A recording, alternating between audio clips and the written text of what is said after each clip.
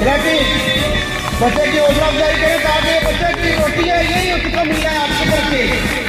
आपने बच्चों को और कुछ नहीं दे के जाना, ये बच्चे की हौसला अफजाई है, इनकी मेहनत का नतीजा है ये।